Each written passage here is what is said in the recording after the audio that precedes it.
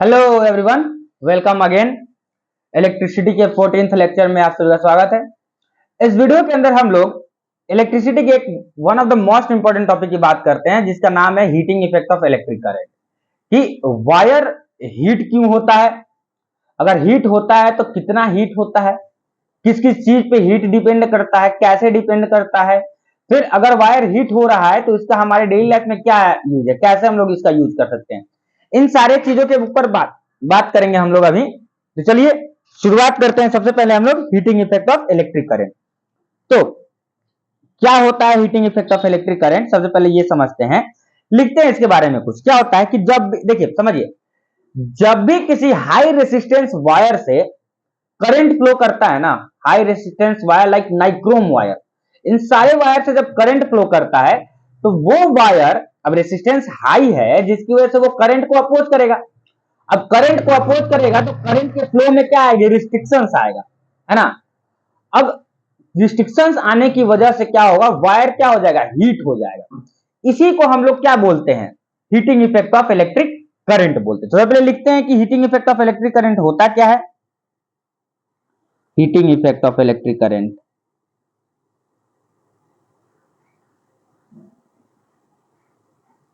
Heating effect of electric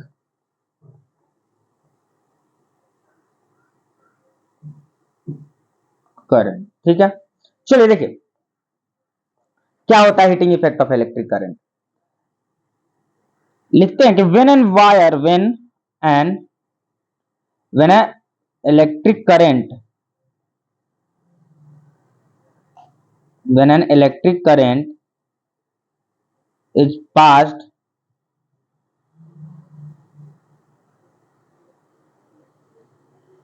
through high resistance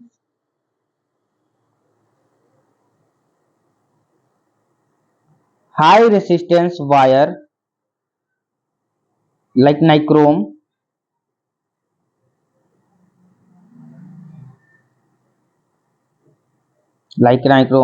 then wire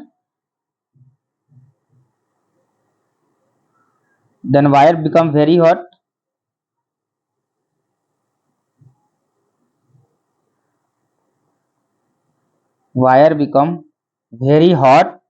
and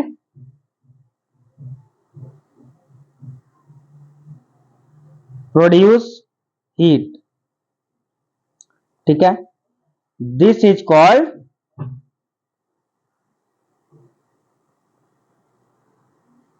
heating effect. इसको हम लोग क्या बोलते हैं, हीटिंग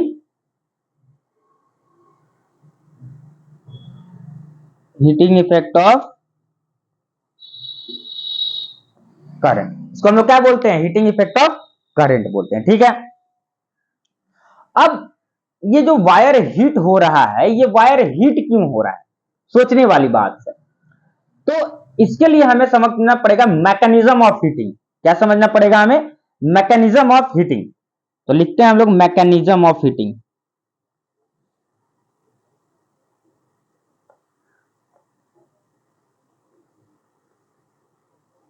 मैकेनिज्म ऑफ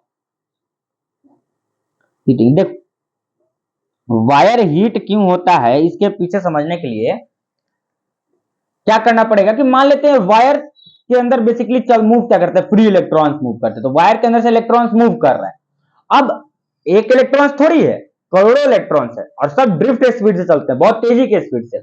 उनमें से अगर कुछ अमाउंट ऑफ इलेक्ट्रॉन्स आपस में अगर किसी जगह पर टकरा गए ना, कोलिजन हो गया उनमें से इलेक्ट्रॉन, एकदम स्मूथली तो मूव नहीं करते हैं, कोलिजन होता रहता है इलेक्ट्रॉन्स का। अब उस कोलिजन की वजह से क्या होता है ना, इलेक्ट्रॉन्स के फ्लो में क्या आ जाता है, रिस्ट्रिक्शन आता है, इलेक्ट्रॉन धीरे धीरे फ्लो करना चालू करता है, जिस कारण से उसका जो इलेक्ट्रॉन्स का जो काइनेटिक एनर्जी है वो कोलिजन की वजह से कम हो जाता है। और हमको ये पता है कि एक एनर्जी दूसरे एनर्जी में कन्वर्ट होता है। तो इलेक्ट्रॉन्स का जो काइनेटिक एनर्जी था कोलिजन की वजह से किस एनर्जी में चेंज हो जाता है, हीट एनर्जी में चेंज हो जाता है। क्लियर हुआ ये बात। तो इसी बात को लिख देते हैं हम, बस सिर्फ लिख देते हैं इस बात को, ठीक है, कि क्या होता है। चलिए देखिए लिखते हैं इसी बात को, मैकेनिज्म ऑफ हीटिंग में। the electrons the electron flowing through conductor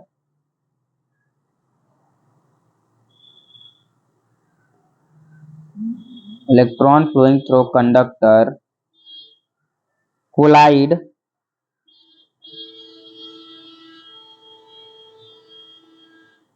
with its atom and lose their kinetic energy. Lose their kinetic energy.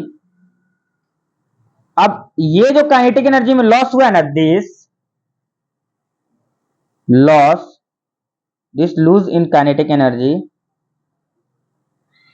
is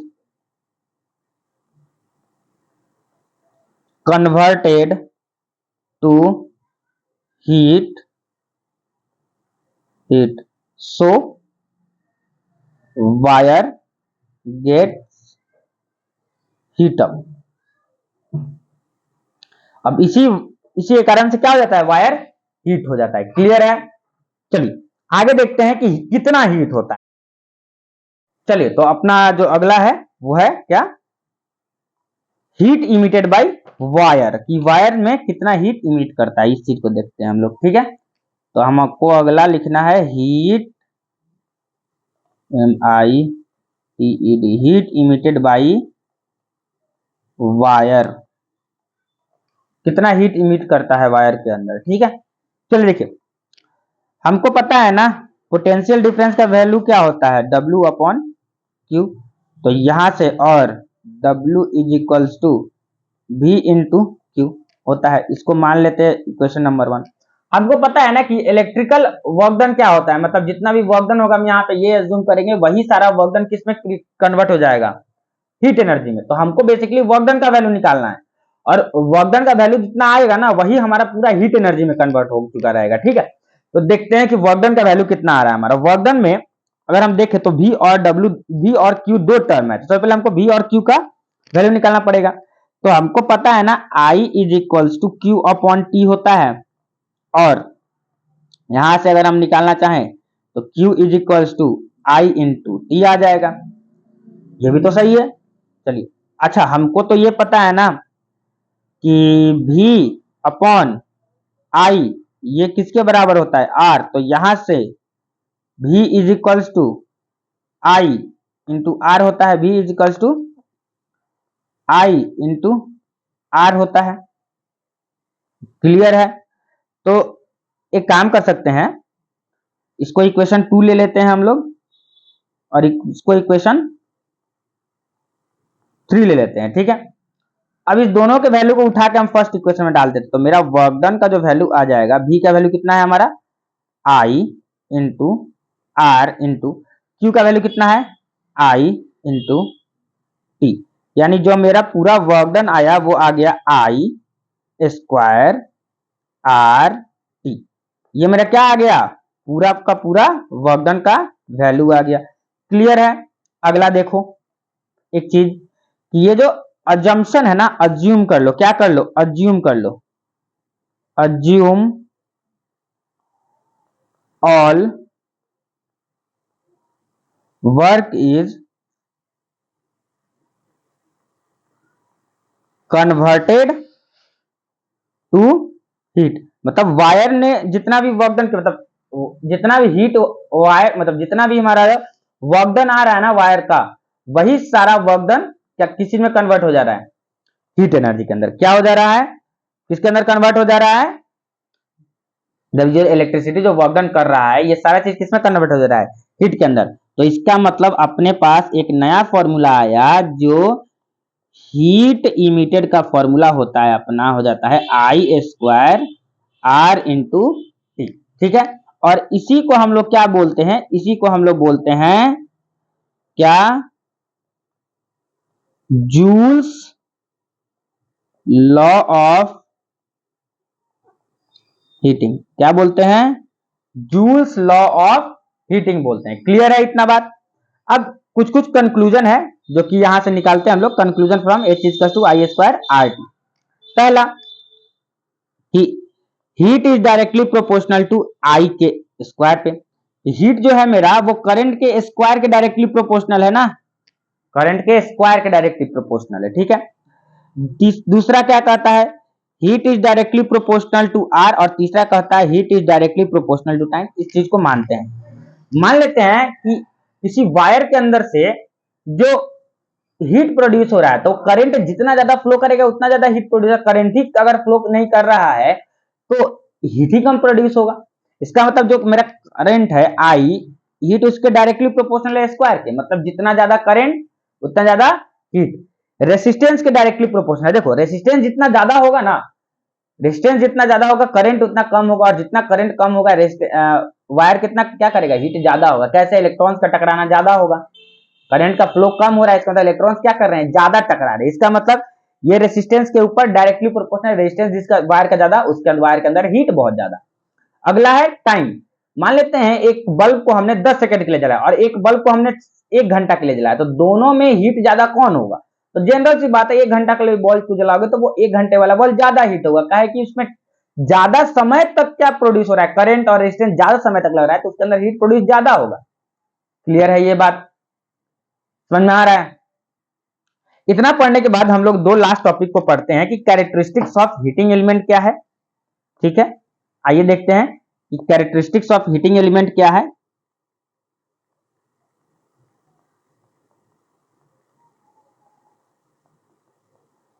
characteristics of heating element क्या है? हीटिंग एलिमेंट, ठीक है।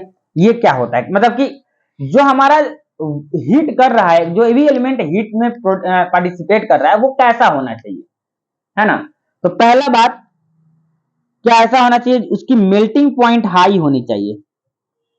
High high melting point. High melting point कहने का मतलब क्या है कि जो मान लेते हैं कि ऐसा कोई डिवाइस नहीं लेना है जिसका मेल्टिंग पॉइंट 100 डिग्री सेल्सियस है, मतलब कि वायर जैसे ही उसको 100 डिग्री सेल्सियस पे हीट किया वो तो पिघल जाएगा।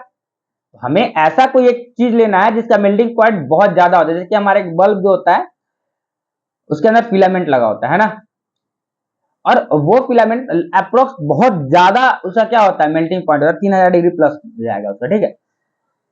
तो उसकी मेल्टिंग पॉइंट बहुत ज्यादा है, इसलिए वो जल्दी पिघलता नहीं है। क्लियर है? अगला देखिए एंटी कोरोसिव। एंटी कोरोसिव कहने का मतलब जो भी मटेरियल है वो जंग नहीं लगना चाहिए उसके अंदर, ठीक है। अगला हाई रेसिस्टिविटी, कि जिसकी रेसिस्टिविटी ज्यादा होगी उतना ज्यादा क्या होगा, हीट प्रोड्यूस करेगा। रेसिस्टिविटी ज्यादा है ना, करंट के फ्लो को कम किया, इलेक्ट्रॉन ज्यादा टकराया, हीट ज्यादा प्रोड्यूस हुआ। समझ में आया? हाई रेसिस्टिविटी के बाद कैसा हो सकता है, high ductility and flexibility. High ductility